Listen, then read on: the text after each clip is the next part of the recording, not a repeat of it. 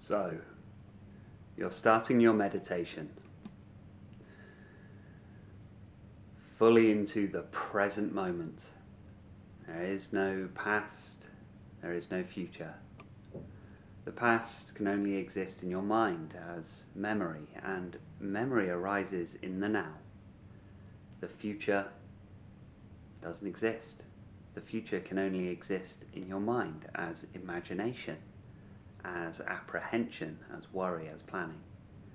And all of those thoughts, they also arise in the now.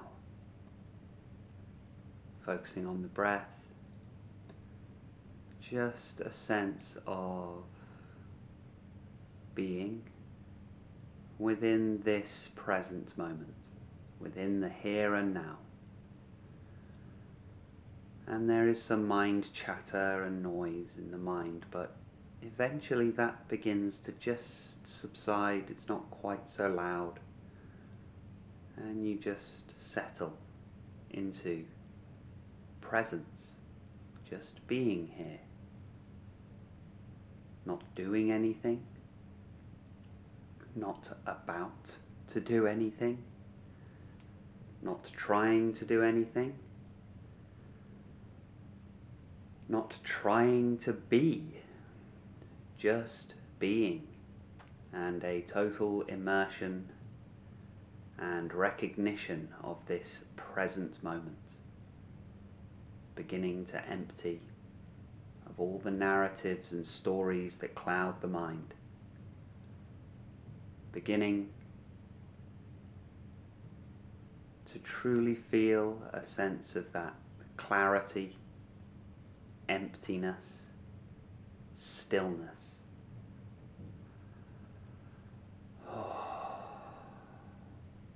Peace, inner peace, at last, inner peace. And then, being in that place of peace, you feel like, oh, this is nice. Oh, this is what I was searching for. This is what I've been looking for. This is what I've been longing for all this time. And oh, what a relief, now I'm there. And your mind, very subtly, says, yes, but you're at peace now.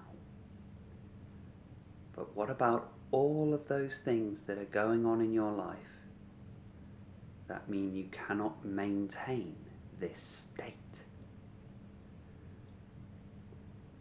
And all of a sudden, crowding into the mind, you're thinking about work because you're never at peace at work. You're thinking about family issues because that's disturbing your peace. You're thinking about relationship issues. You're thinking about financial issues. You're thinking about health issues. A huge, an infinite number of problems could arise at that point, because you found that peace, and your mind, being the way that it is, through habit and conditioning, cannot help but bring vividly into the field of your awareness all of the reasons that you haven't been at peace thus far.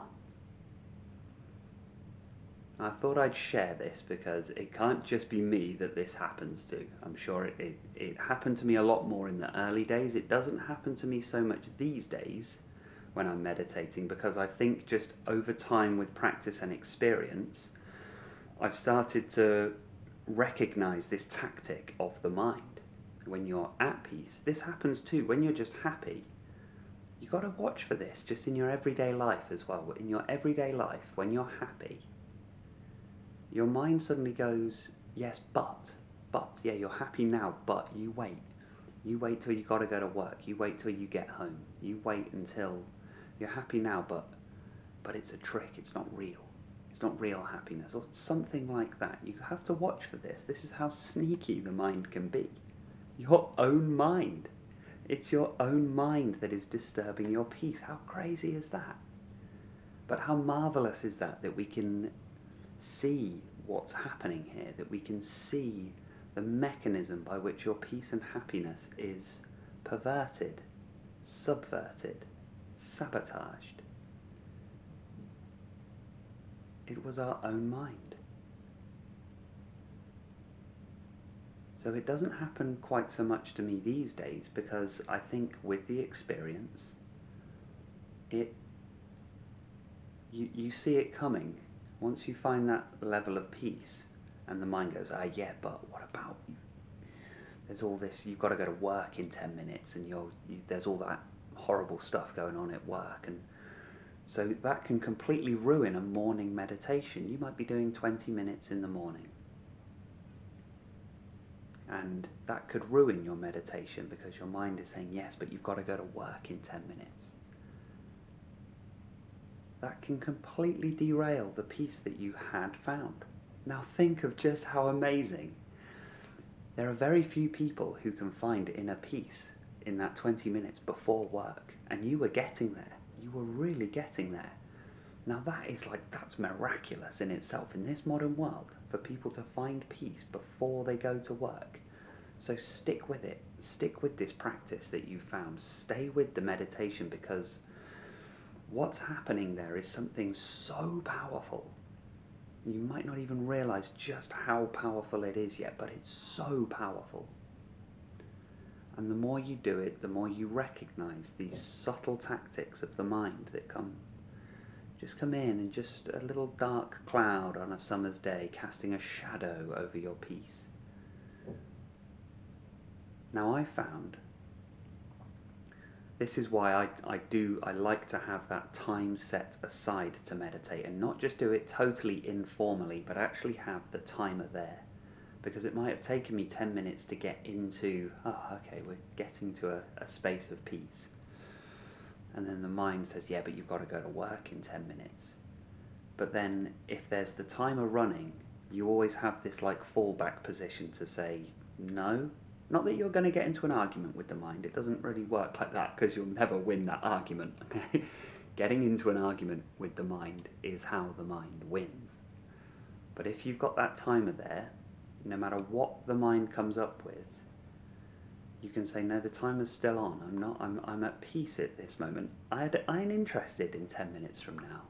I could get hit by a meteor in 10 minutes. It's unlikely, but it could happen.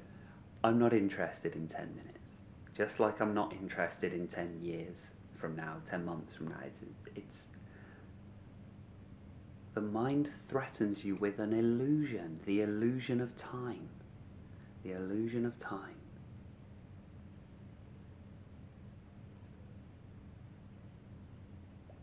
Crowding in all of the reasons you can't be at peace, and all of them are illusions. It goes to show you just how conditioned, just how strong, how much momentum is in these habits, these mind habits. Because if you jump into that thought, all of those stressful thoughts, those feelings of busyness, you can't do this, there's no way you can't. You might be at peace now, but what about all this other stuff? If you jump into that thought, then you're off. You get hooked, you get pulled off into this crazy stream of thoughts. The key is to bring yourself into, for me, it's to just know the timer's still running, I'm going to stay at peace. To hell with 10 minutes from now, whatever, I'm not interested. Or even just the recognition that everything the mind comes up with is just a thought. That thought could come in the form of, you don't have time for this, we need to make breakfast. Or it could come in the form of the darkest memory you've ever had, spontaneously arising out of nowhere. To the mind, it doesn't make a difference. All it's trying to do is pull your attention away from the present moment. It doesn't care if that's because, it's time to pour your cornflakes out or put the toast in, or whether it's that gut-wrenching, horrifying loss that you suffered, The mind doesn't care. As long as it's disturbed your peace, it wins.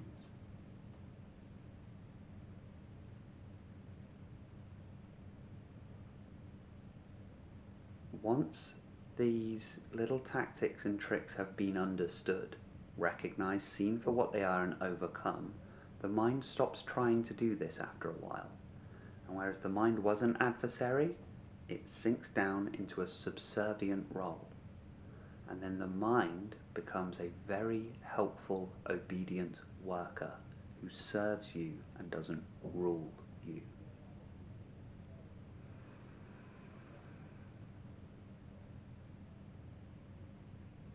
Does that happen to you?